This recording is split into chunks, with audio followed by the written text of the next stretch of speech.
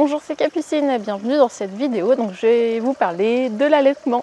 Donc, cette semaine, c'est la semaine mondiale de l'allaitement maternel. Et du coup, ça m'a donné l'envie de partager un petit peu mon expérience personnelle, mon expérience de cabinet en tant qu'ostéopathe.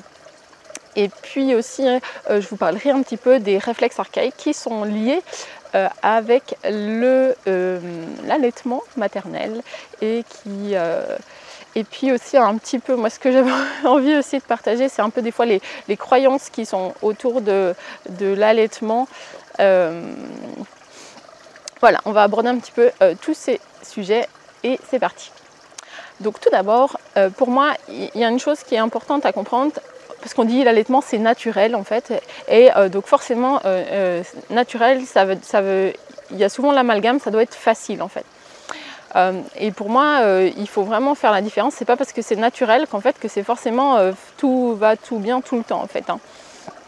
Donc il faut, pour qu'un allaitement se passe bien, il y a quand même des choses à comprendre pour que ça se mette bien en place.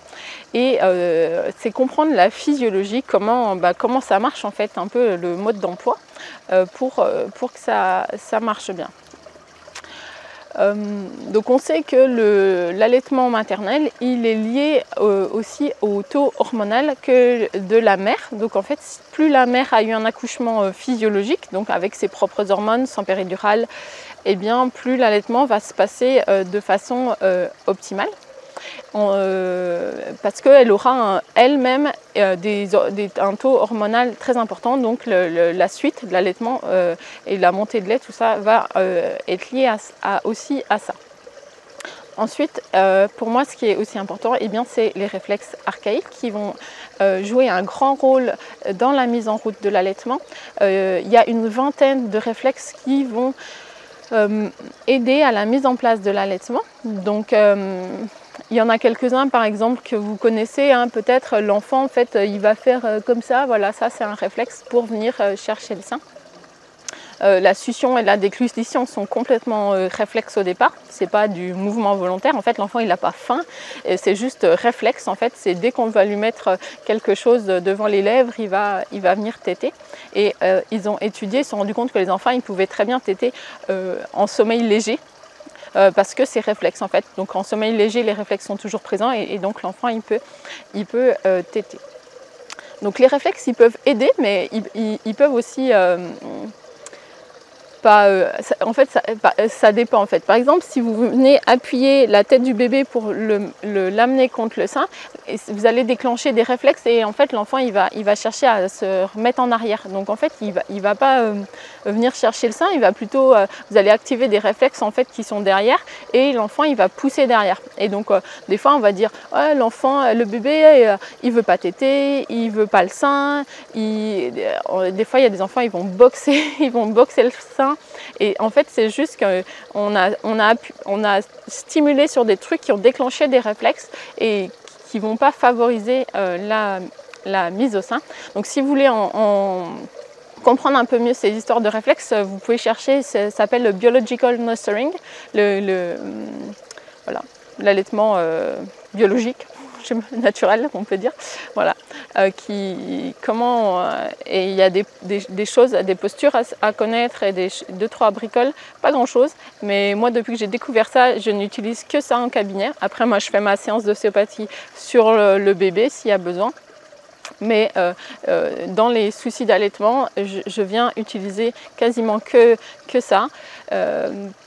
Et en général, ça suffit pour enlever les bouts de sein, pour régler les problèmes de crevasse. Voilà, on a plein de choses qui se résolvent juste avec cette compréhension-là.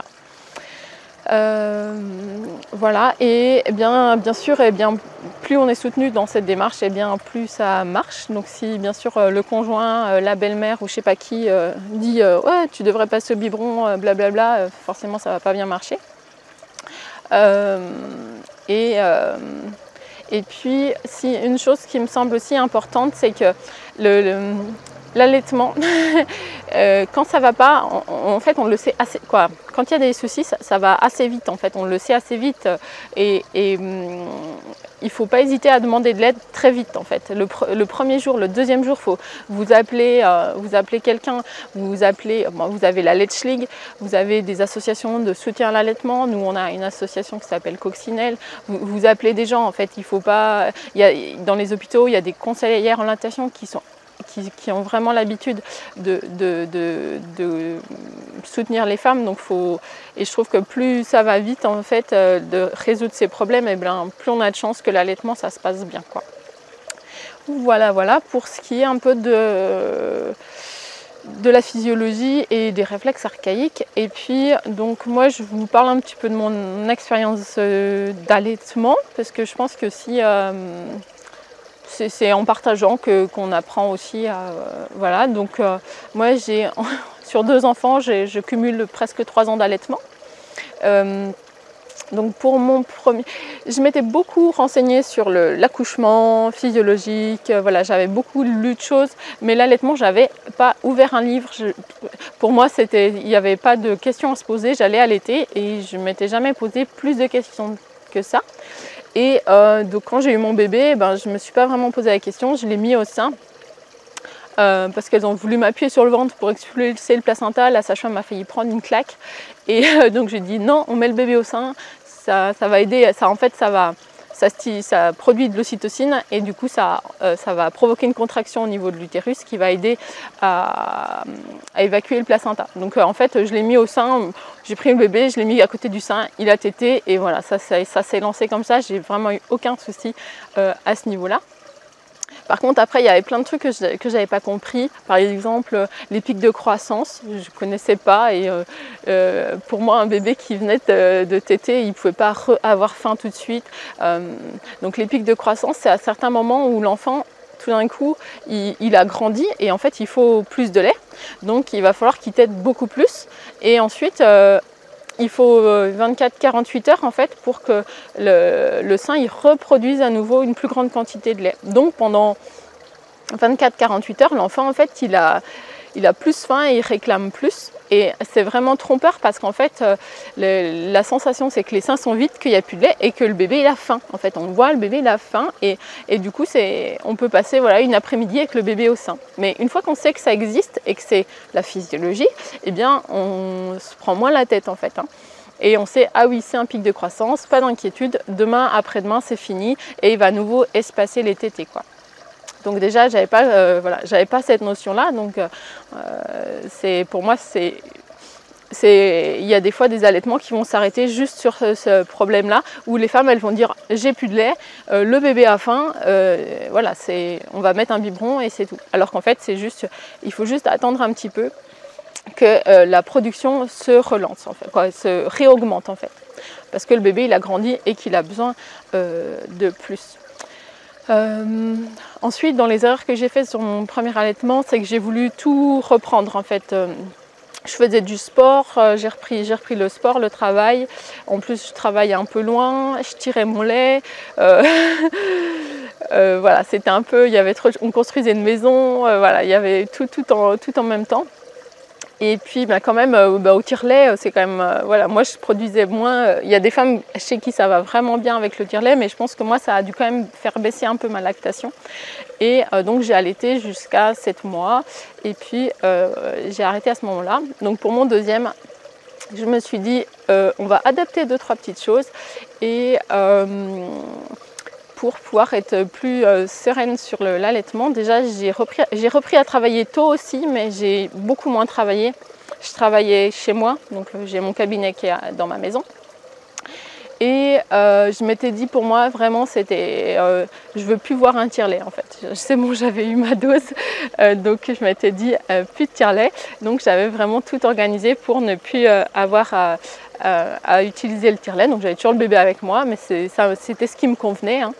Mais ça ne m'a pas empêché de faire plein de trucs en fait. Et dans les croyances dont j'avais envie de parler, c'est la croyance que quand on allaite, en fait, on ne peut plus rien faire d'autre en fait. Et pour moi, ça c'est vraiment quoi. C'est dommage et c'est une erreur parce qu'on se coince à la maison en fait, quoi, parce qu'on se dit ah ben on allait ou moi j'ai fait plein de trucs avec mon bébé, j'ai fait des formations, voilà, je suis allée voir ma banque pour avoir des prêts, j'ai fait des trucs au niveau professionnel, j'ai lancé mon blog, voilà, j'ai fait les premières vidéos YouTube, j'avais encore mon bébé, j'ai allaité, j'ai repris le sport.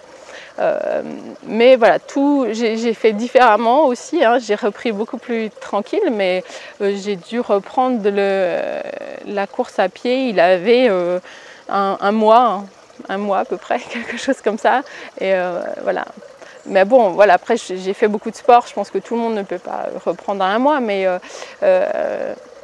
voilà, moi je me sentais vraiment bien pour ça, et donc on peut faire plein de trucs en allaitant en fait.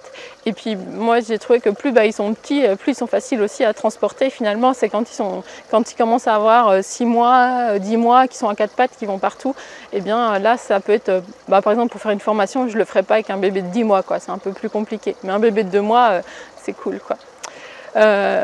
Voilà, et puis une dernière chose aussi, c'est souvent en fait ce que je vois, c'est que ce qui se passe, c'est quand on a un bébé et qu'on allaite, souvent on prend quand même un congé parental pour pouvoir s'occuper du bébé, et du coup on cumule en fait l'allaitement, s'occuper du bébé, faire le ménage, faire les courses et s'occuper de la maison, et du coup c'est le cumul de tout ça pour moi qui est crevant en fait, mais finalement si vous aviez que à allaiter ou à vous occuper du bébé mais que vous n'aviez pas les courses, le ménage et tout ça, et bien ça change tout en fait. Et pour moi, le rôle du père, il est aussi important là, où il peut prendre un congé parental, il peut se mettre à 80%, à 50% et partager les tâches de la maison pour pouvoir avoir un allaitement qui se passe bien. Et nous, c'est ce qu'on a fait. Chez mon conjoint, il a pris un congé parental. Et on avait bien géré nos petites économies. C'est sûr, au bout d'un an, il ne nous restait plus grand-chose comme sous, mais au moins, on avait pu vivre cette première année tranquille et adaptée à ce bébé et à ralentir. Voilà, un petit peu pour mon expérience de l'allaitement, et puis 2-3 conseils en plus. Et si vous vous intéressez un peu plus aux réflexes archaïques, donc j'ai un bonus que vous pouvez trouver sur mon blog, mais ça sera pour les réflexes archaïques pour les troubles de l'apprentissage en fait, hein. Donc pour les enfants plus grands, à peu près 8 ans, à partir de 8 ans, jusqu'à 15-16 ans en fait, voilà. Et puis même les adultes, hein, mais voilà. Donc là vous pourrez retrouver dans ce bonus les réflexes pour les enfants plus grands. Et puis en préparation, là je suis en train de préparer donc une formation sur la biomécanique du bassin pour la naissance, et je parlerai des réflexes archaïques qui sont là pour la naissance, en fait, pour naître. Je ne sais pas encore si je mettrai ceux de l'allaitement, mais voilà, sans doute qu'un jour je ferai aussi quelque chose sur les réflexes de l'allaitement, parce que c'est vraiment passionnant, et je pense que ça peut aider beaucoup de mamans, d'ostéopathes, de personnes qui sont en lien avec le soutien à l'allaitement. La compréhension des réflexes, pour moi, ça m'a vraiment changé la vie. Voilà, et bien n'hésitez pas à vous abonner si ce n'est pas encore fait, et puis à très bientôt pour une prochaine vidéo.